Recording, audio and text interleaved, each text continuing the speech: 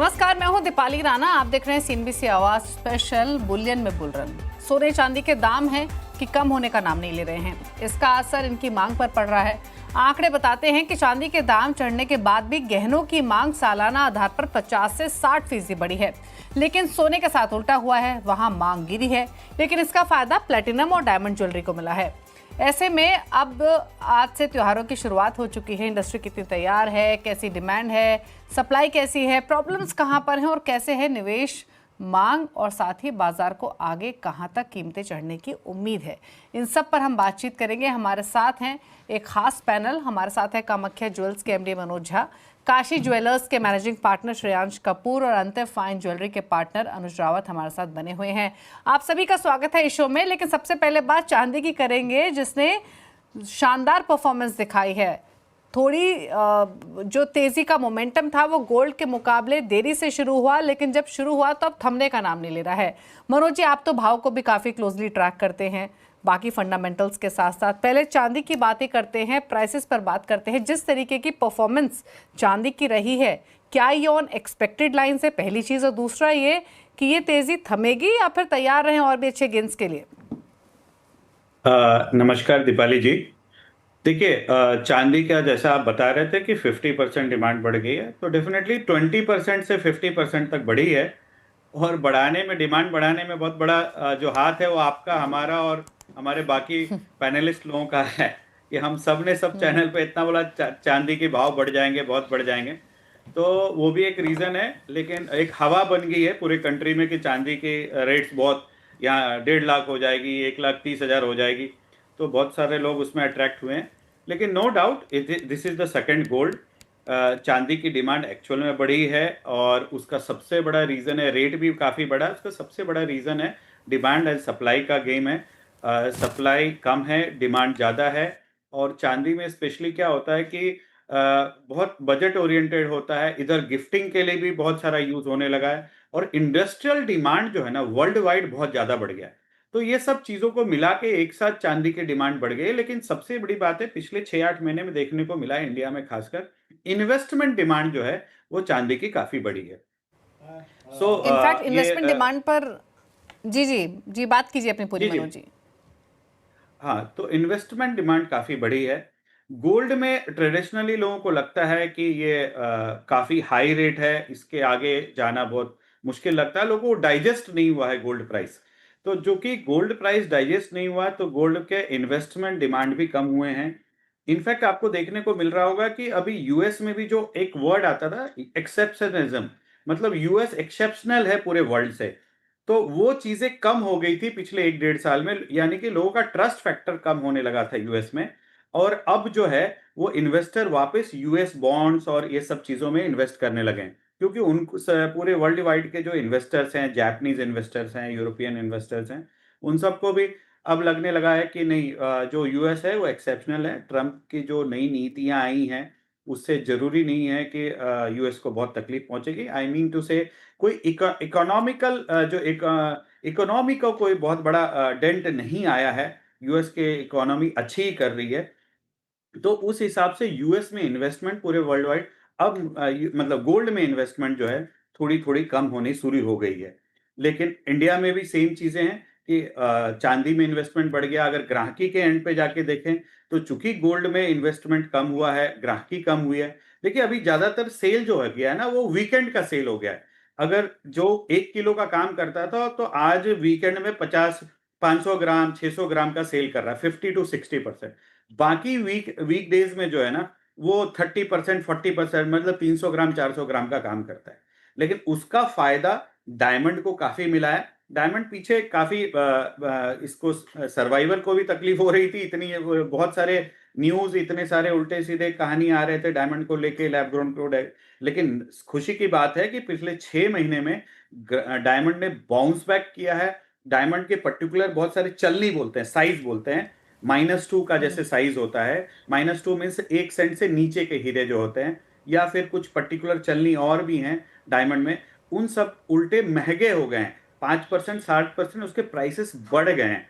तो डायमंड ने काफ़ी बाउंस बैक किया है और उस बाउंस बैक की वजह से आप पूरे इंडिया में देख रहे होंगे कि डायमंड की सेल कम नहीं हुई, बढ़ी नहीं है इन दिनों, लेकिन कम नहीं हुआ। जैसे गोल्ड 50% हो गया है तो डायमंड का सेल जो है वही का वही है। लेकिन तकलीफ की बात यह है कि पूरे इंडिया में जो एक्चुअल फुटफॉल होता है ना, वो गोल्ड के सेल के वजह से होता है। जो भीड़ दिखती है दुकान में वो गोल्ड के वजह से होती है। जो कैश फ्लो होता है ज्वेलर्स का वो गोल्ड के वजह। तो वो सेल नहीं होने के वजह से ओवरऑल इंपैक्ट काफी दिख रहा है। डायमंड की सेल है लेकिन डायमंड का सेल कभी भी कैश फ्लो नहीं उतना संभालता है ज्वेलर का, और ना ही फुटफॉल दिखता है। तो इसके लिए गोल्ड का सेल होना बहुत जरूरी है। इमोशनली भी बूस्टअप रहता है। अब आते हैं प्राइस की बात, जो आप प्राइस की बात कर रहे थे। अभी जो है प्राइस तीन चीजों की वजह से घूम रही है। सबसे पहला टैरिफ है जो आप देख रहे हैं। लेकिन राइट नाउ जो टैरिफ की भी स्टोरी है वो थोड़ा थोड़ा फैक्टर इन हो गई है। अब लोगों को भी उतना पता नहीं चल रहा है कि आगे होगा क्या। लेकिन एक चीज मार्केट ने भरोसा कर लिया है कि कोई बहुत बड़ा गलत नहीं होगा। अभी जैसे इम्प्लीमेंटेशन डेट 9 जुलाई की थी, तो अब वो कहानी आ गई है कि 1 अगस्त से होगा। आपने देखा होगा कल परसों में जो न्यूज आई कनाडा को लेके, तो अगर वो टैरिफ का न्यूज आया तो मार्केट ने काफी रिएक्ट नहीं किया, क्योंकि मार्केट को भी मालूम है कि अब सेकेंड निगोशिएशन का विंडो एक खुल गया है। लेकिन फाइनली उनको भी ऐसा लगता है कि जो है यूएस में बहुत बड़ा टैरिफ का इतना नुकसान नहीं होगा, या कुछ ऐसी डिसीजंस नहीं आ जाएंगे कि वर्ल्ड इकोनॉमी को फर्क पड़े। दूसरा जो स्टोरी है फेड, ये वापस फेड का जो इंटरेस्ट रेट है ना, उसकी स्टोरी थोड़ी थोड़ी फिर से शुरू हो गई है। अब क्या है, फेड में 50% जो लोग हैं उनका कहना है कि एक बार इन्फ्लेशन आएगी ये टैरिफ की वजह से, वो वन टाइम आएगी और उसके बाद वो इन्फ्लेशन जो है मैनेज हो जाएगा। लेकिन तो हमको इंटरेस्ट रेट कम कर देना चाहिए। लेकिन जो 50% लोग हैं वो बोलते हैं कि नहीं, ये लंबा चलेगा, टैरिफ के वजह से ज़्यादा नुकसान आएगा, एंड हमको हायर फॉर लॉन्गर के स्ट्रेटजी में ही जाना चाहिए। और तीसरा जो यूएस बॉन्ड की स्टोरी आपने बताई, तो इन सब चीज़ों से मुझे लगता है जो प्राइस पॉइंट आपने पूछा है, अभी आगे थोड़ा गोल्ड में प्राइस रेंज बॉन्ड ही रहेगा। मार्केट उल्टा सर्च कर रहा है कि कोई कोई ऐसा रीजन आए जिसके ऊपर हम रिएक्ट करें। तो मुझे कोई भी ऐसा रीजन अभी नहीं दिखता है। जो गोल्ड रेट आपको यहाँ से कहीं कहीं बातें आ रही है कि 3800 हो जाएगा, $4000 हो जाएगा, तो मुझे ऐसा कुछ भी नहीं दिख रहा है। और ना ही मुझे यहाँ से मार्केट काफी गिरता हुआ नजर आ रहा है। जब तक कि कोई स्ट्रॉन्ग रीजन नहीं आता है, मार्केट आपको आगे अगले 3-4 हफ्ते जो है ना, ये जी रेंज बॉन्ड ही जी नजर में आएगा। ओके, तो चलिए इलैबोरेट वे में यहाँ पर मनोज जी ने अपनी बात समाप्त की, जहाँ पे फंडामेंटल्स, प्राइजेस और करंट सिनेरियो पर उन्होंने अपनी राय दी। लेकिन चलिए अब ये जानने की कोशिश करते हैं कि एक्चुअल में अभी मार्केट्स में किस तरीके की सिचुएशन है, जो फुटफॉल्स आ रही हैं उनका इंटरेस्ट कहाँ पर है। एक एक करके सभी पर बातचीत करते हैं, फिर चाहे वो सिल्वर हो, गोल्ड हो या फिर डायमंड्स ही क्यों ना हो। अनुज, पहले आप बताइए अभी किस तरीके का पैटर्न देखने को मिल रहा है कंज्यूमर बिहेवियर में। फुटफॉल्स किस तरीके के हैं? क्या वीकेंड रश ही ज़्यादा है, वीकडेज उतने एक्साइटिंग नहीं है? अब क्योंकि यहाँ से फेस्टिवल्स की तैयारियाँ हो जाती हैं, ज्वेलर्स भी तैयार करते हैं अपने आप को, तो किस तरीके का बिहेवियर अभी कंज्यूमर्स का है अगर हम कंपेयर करें अब से 3 महीने 4 महीने पहले के बिहेवियर को, जब रिकॉर्ड हाइस पर प्राइसेस गोल्ड के थे? क्योंकि कहीं ना कहीं एक एक्सेप्टेंस तो कंज्यूमर्स के मन में आई है कि प्राइसेस यही रहने वाले हैं, बहुत करेक्शन नहीं आएगी, चाहे भले यहाँ से और तेज़ भी ना हो। मनोज जी से बहुत सहमत करूंगा। वो सीनियर हैं और इंडस्ट्री को बहुत अच्छे से जानते हैं। जो भी उन्होंने कहा वो सही कहा। और जिस तरह से वो ये कह रहे हैं कि इन्वेस्टर डिमांड आ रही है मार्केट में, वो बिल्कुल सही कह रहे हैं। इन्वेस्टर्स डिमांड बढ़ रही है। पिछले कुछ समय में डायमंड ने ही एक्चुअली सेल्स को संभाला है। He is absolutely right, this is how it is happening. क्योंकि डायमंड के आज चारों तरफ एकदम से इतना ज़्यादा नेगेटिव ऑरा क्रिएट हो गया था कि वो डायमंड ज्वेलरी कहीं से कहीं सेल नहीं हो रही थी। और अब चलो टचवुड चीज़ें बेटर हो रही हैं। दूसरा जो सर ने कहा कि गोल्ड बहुत ऊपर जाता नहीं दिख रहा है या रेंज बाउंड दिख रहा है, अब ही इज़ एब्सोल्युटली राइट। क्योंकि ये सारी कमोडिटीज़ बारी बारी से ही टॉप लगाती हैं अपने अपने साइज के हिसाब से। सबसे पहले गोल्ड ने टॉप लगाया, फिर उसके बाद प्लैटिनम का टॉप लग गया, सिल्वर का टॉप। मैंने जब लास्ट टाइम सीएनबीसी से मेरी बात हुई थी मेरे दर्शकों से, तो मैंने ये प्रेडिक्शन दी थी कि अभी 38-39 के आसपास का रेट हम एक्सपेक्ट कर रहे हैं, जबकि हम 33-34 के साथ रेंज पे उस समय पे चांदी में चल रहे थे। तो वो शॉर्ट स्क्वीज का माहौल जो मैं कह रहा था 5-6 तारीख तक आएगा, वो थोड़ा सा लेट होके 10 तारीख के आसपास हमको देखने को मिल रहा है। ठीक है, नॉनदलेस आ रहा है, वो इम्पोर्टेंट है। सिल्वर का मार्केट जो है अभी भी थोड़ा ओवर क्राउडेड है और बहुत ज़्यादा हाई ओपन इंटरेस्ट अभी भी दिख रहे हैं। देखते हैं आने वाले समय में किस तरह से रोल ओवर करते हैं कॉन्ट्रैक्ट। जो ये आज वीकेंड पे रोल ओवर आएगा, मार्जिन कॉल सबको आएंगे, तो मैं तो आज इसको चढ़ता ही देखता हूँ। और जब ये रोल ओवर खत्म होगा, जो कि मैंने 15 तारीख तक एक्सपेक्ट किया था, उसके बाद एक शार्प डिक्लाइन हो सकता है, हम सिल्वर में देख पाए। लेकिन अगर ये 38-39 का भाव यहाँ से क्रॉस होता है, तो हम $42-43 की रेंज के लिए एकदम रेडी रहें। ये सिल्वर में बहुत क्विकली आएगी। ओके अच्छा श्रेयांश, अगर हम गोल्ड ज्वेलरी की बात करें स्पेसिफिकली, तो किस तरीके के आगे के स्थिति रह सकती है? क्या अभी भी कंज्यूमर्स वेट कर रहे हैं कि प्राइस थोड़ा नीचे आएगा तब खरीदें, या फिर एक्सेप्टेंस आ चुकी है भाव को लेकर? सिर्फ और सिर्फ अगर हम गोल्ड ज्वेलरी की बात करें तो किस तरीके की स्थिति करंटली है और क्या एक्सपेक्ट कर रहे हैं आगे जाते हुए?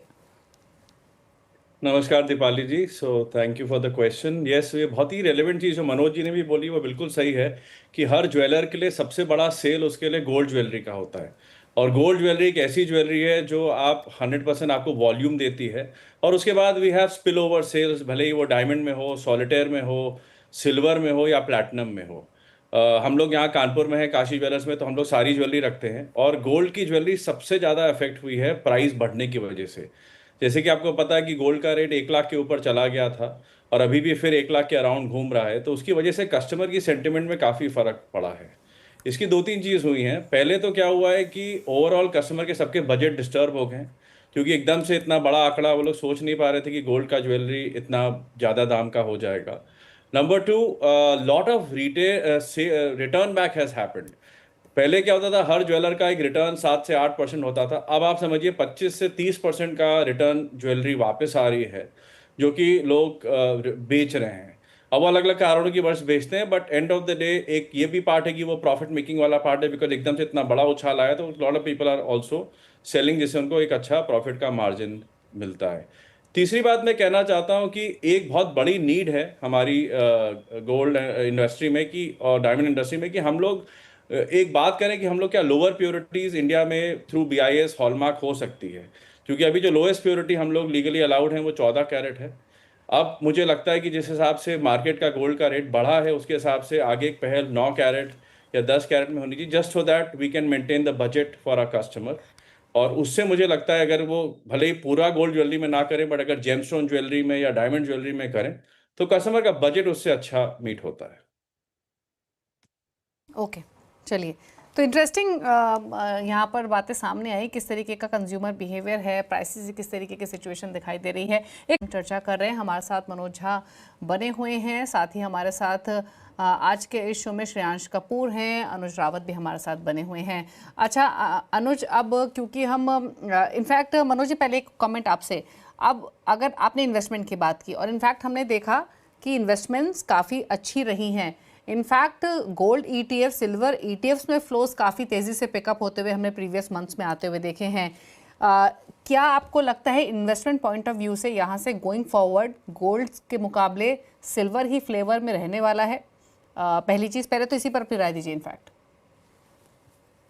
देखिए दीपाली जी, रेट्स के बारे में तो डेफिनेटली बहुत सटीक बोलना मुश्किल है, क्योंकि वो एक क्रेडिबिलिटी लॉस हो जाएगा जब से ट्रम्प आया है, खासकर क्योंकि कोई ट्रेंड नहीं रहा है।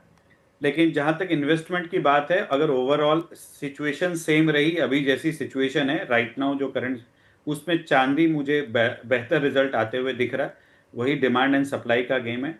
लेकिन एट द सेम टाइम मैं बोलूँगा कि डायमंड बॉटम आउट हो गया है, डायमंड में प्राइसेस पिकअप हो गए हैं। तो इस स्टेज में डायमंड में भी जिन्होंने इन्वेस्टमेंट किया उनको भी आगे बहुत अच्छे रिजल्ट मिलेंगे। आप रिटेलर, काफ़ी अच्छे रिटेलर हैं, डायमंड का ज़्यादा काम करते हैं, श्रेयांश भाई भी इस बार कमेंट कर सकते हैं। तो जो डायमंड और सिल्वर पे मैं अपने आप को बैंक करूंगा कि आप अपनी इन्वेस्टमेंट डायमंड में कीजिए और सिल्वर में कीजिए। आपको मोस्टली अगर यही सिचुएशन रहा तो गोल्ड से बेहतर रिजल्ट आपको देखने को मिलेगा। ओके, और इनफैक्ट यही बात अभी श्रेयांश और अनुज ने भी मेंशन की थी कि हर एक एसेट क्लास का टाइम आता है कमोडिटीज़ में। पहले सोने का आया, फिर हमने प्लैटिनम सिल्वर में आते हुए देखा, शायद अब डायमंड की बारी। हालांकि डायमंड के प्राइसेस भी बढ़े हैं, डिमांड भी बढ़ी है, लेकिन शायद यहाँ से और बढ़ते हुए दिखाई दे। श्रेयांश, आपकी राय क्या है डायमंड प्राइसेस को लेकर? यहाँ से क्या ग्रोथ आप देख रहे हैं, पहले तो वो बताइए, फिर डिमांड पर भी आएंगे। दीपाली जी, मैं बिल्कुल सहमत हूँ मनोज जी की बात से, बिकॉज डायमंड ज्वेलरी एक ऐसी चीज़ है जिसको लोग सोचते थे कि एक इन्वेस्टमेंट क्लास एसेट नहीं है। तो मैं एक भ्रम दूर करना चाह रहा था कि आज की तारीख के अगर आप कोई भी लेट्स से 1 लाख आप नेकलेस उठा के देखते हैं तो आप आश्चर्य जानेंगे कि उस 1 लाख के नेकलेस में मोस्टली 50% उसकी जो वैल्यू वो गोल्ड की होगी, और रिमाइंडर 50% में ही उसकी डायमंड की वैल्यू और मेकिंग होती है, अगर 18 कैरेट डायमंड नेकलेस की बात करें। तो उसी हिसाब से आप समझिए कि अगर आप डायमंड की ज्वेलरी लेते भी हैं तो उसमें भी आपका उसकी वैल्यू बढ़ रही है, बिकॉज गोल्ड के भी दाम बढ़ रहे हैं। और जैसे कि मनोज जी ने बोला, जनवरी से हम लोग का नेचुरल डायमंड के प्राइसेस में इजाफा हो रहा है, इंक्रीज हो रहा है। ऑलरेडी 10 to 15% का इंक्रीज आ चुका है, और ऑलरेडी ये बॉटम आउट पे पहुंच गया। तो this is the best time to buy. In fact हमने अपने रिटेल कानपुर में देखा है कि लास्ट 2 से 3 महीने में जहां गोल्ड की सेल गिरी है, वहीं पे डायमंड ज्वेलरी की सेल प्लस हुई है। साथ ही साथ सॉलिटेयर डायमंड, जो सिंगल डायमंड होते थे, जो बिल्कुल एक तरीके से बंद हो गए थे, वो वापस काफी तेजी से आए हैं। और सबसे अच्छी बात क्या है कि कस्टमर और ग्राहक इसका बहुत फायदा उठा रहे हैं, because they are very much aware and they know कि ये बेस्ट टाइम है डायमंड खरीदने का और डायमंड ज्वेलरी खरीदने का। बिकॉज जहां सीजन आगे आएगा, स्पेशली अगले महीने से रक्षाबंधन के फेस्टिवल से, तो इसका प्राइस बढ़ना ही अनिवार्य है। तो ये बहुत अच्छा टाइम है डायमंड और डायमंड ज्वेलरी को लेने के लिए। अनुज, आपकी तैयारियां क्या हैं? अब अगले महीने से खरीदारी भी शुरू हो जाएगी, फेस्टिवल्स की एक तेज़ी से आगे बढ़ते हुए दिखाई देंगे। किस तरीके की तैयारियां आप कर रहे हैं? जिस तरीके का इंटरेस्ट डायमंड्स में बढ़ता हुआ दिखाई दिया है, डिमांड जिस तरीके की रही है, क्या एंटिसिपेट कर रहे हैं गोइंग फॉरवर्ड यहाँ से डिमांड प्लस डायमंड ज्वेलरी पर ही ज़्यादा फोकस रहने वाला है? ऑब्वियसली क्योंकि जिस तरह से अगर गोल्ड के भाव सॉफ्ट नहीं हुए तो सेल्स थोड़ा लैकलस्टर में ही दिखता है आने वाले सीजन में। और इस बार सिल्वर का मार्केट अच्छा बूमिंग रहेगा, तो सिल्वर को लेके अच्छी प्रिपरेशन है। अच्छा, पिछले 3-4 सालों से मैक्सिमम जूलर्स ये टाइम पे स्टॉक अपना इंक्रीज करके आने वाले सीजन की सेल्स को केटर कर रहे थे। ये पहली बार मैं देख रहा हूँ कि लोग अपना स्टॉक इंक्रीज नहीं कर रहे हैं। अभी इस बार जो सेल्स होगा उसको एज एंड देन बुकिंग डालेंगे। तो ये एक बहुत बड़ा शिफ्ट जूलर्स के बिहेवियर में दिख रहा है। अच्छा, और जैसा कि मैं देख पा रहा हूँ कि अगर ये मार्केट टॉप सही हैं, जिस तरह से मार्केट अब रिएक्ट कर रहा है, गोल्ड साइडवेज ट्रेडिंग में जा रहा है, प्लैटिनम टॉप लगा के रुक गया है, कॉपर टॉप लगा लिया है, सिल्वर का टॉप ऑलमोस्ट एक्सपेक्टेड है। तो अब थोड़ा सा जो हम मनोज जी ने कहा था कि एक्सेप्टेंस, भाव को लेके, प्राइस को लेके अब जो एक्सेप्टेंस आएगा, उसके बाद जो सीजन है मार्केट में लोग चलो बोलेंगे अब जो भी भाव है लेट्स बाय। तो ये सिस्टम अब आएगा और इसी हिसाब से ही प्रिपरेशन हमारी चल रही है। मनोज जी, किस तरीके के ज्वेलरी बाइंग ट्रेंड्स इस बार के फेस्टिव सीजन में आप एंटिसिपेट कर रहे हैं और आपकी क्या तैयारियां हैं? देखिए, 2 बातें बताऊंगा आपको। अब जो एक ज्वेलरी के लिए जो निगेटिव बात है वो मैं बता रहा हूँ कि पहले विंडो शॉपिंग बहुत होती थी। अब आजकल के में ना गोल्ड में खासकर विंडो शॉपिंग नहीं हो रही। लोग सोच समझ के आ रहे हैं, इतने ग्राम का लेंगे, इतने बजट का लेंगे। तो ये बात मैंने क्यों बोली कि अब देखिए, पहले आप सोचो, पहले आप ऐसा भी तो पूछ सकते हैं मेरे से कि पहले क्यों नहीं डायमंड बिकता था, गोल्ड बिकता था और डायमंड नहीं बिकता था, आज क्यों बिकने लगा? अब कोई भी XYZ पर्सन जब रिटेल दुकान में जाता है और 5 लाख रुपए का, अगर उसने एग्जांपल की गोल्ड ज्वेलरी पसंद की, उसको जब डायमंड ज्वेलरी का वो पसंद कर रहा था तो 10 लाख रुपए का ज्वेलरी पसंद आ रहा था। लेकिन टेक्नोलॉजी को इंडियन ज्वेलर्स ने इतना ज्यादा अडॉप्ट किया है कि आप बिलीव नहीं करेंगे, जो 10 लाख की ज्वेलरी थी वो आज उसी टेक्नोलॉजी में वही डिजाइन, सेम टू सेम वही डिजाइन, उसी फैलावट में और टेक्नोलॉजी के जरिए उसको करीब करीब 5 लाख के आसपास लाके खड़ा कर दिया है। तो अब वही जब एंड कस्टमर जाता है और दुकान में देखता है, अरे यार मेरा 5 लाख का बजट था, अब वो जो गोल्ड का प्राइस था और उसके साथ जो 5 लाख वाली नेकलेस थी वो आज गोल्ड की 7 लाख की हो गई, लेकिन 5 लाख जो 10 लाख वाली डायमंड की सेट थी वो 5-6 लाख रुपए में आ गई। तो उसके बजट में आने लगा। और इंडिया में एक चीज तो है, लोगों को फैसिनेशन तो रहता ही है। जब गोल्ड ज्वेलरी खरीद ली तो अब नेक्स्ट क्या है, तो डायमंड ज्वेलरी खरीदने, खासकर जो जेन जी हैं, यंगस्टर हैं, आपके जैसे लोग हैं, उनकी इच्छा जरूर रहती है कि हम डायमंड ज्वेलरी खरीदें। तो बजट में भी आने लगा और 50% गोल्ड भी हो गया, 50% में डायमंड और लेबर भी हो गया। तो इससे ओवरऑल डायमंड ज्वेलरी की सेल बढ़ती चली। तो टेक्नोलॉजी जो है, आपको मैं पर्सनली, जो नेकलेस सेट में पहले 30 ग्राम में बनाता था, आज वो नेकलेस सेट 12 और 13 ग्राम में बनने लगी, क्योंकि एलॉयज भी बहुत अच्छे अच्छे आ गए, टेक्नोलॉजी आ गई, कैड कैम का जमाना आ गया, वो इतने इतने अच्छे डिजाइन आ गए और उसका जो जाली वर्क वगैरह ऐसा आ गया कि वो चीजें 1/3 वेट में भी हम लोग बनाने लगे। और आपको बता दूं कि जो दिवाली के ऑर्डर्स हैं, वो अभी से ज्वेलर्स, बहुत सारे ज्वेलर, नॉट मैं सब, जो बहुत ज्यादा ऑर्गेनाइज्ड ज्वेलर हैं, उन्होंने हमको ऑर्डर प्लेस करना शुरू कर दिया है कि आप सितंबर में दे दें हमको, इस बार दिवाली और बार से जल्दी है। और उन्होंने पिछले 6 महीने में खास ऑर्डर भी नहीं किया है। तो 6 महीने में ऑर्डर भी नहीं है, उनके पास वैक्यूम भी है और सामने दिवाली भी है। तो वो सोच समझ के डिजाइन अब ऑर्डर करते हैं। पहले जैसा ऐसा नहीं है कि बस सीधा ऑर्डर किए, कुछ भी माल आया बिक गया। अब पहले जैसा कुछ भी माल आ गया बिक नहीं जाता, अब बहुत सोची समझी हुई प्रॉपर डिजाइन ही बिकती है।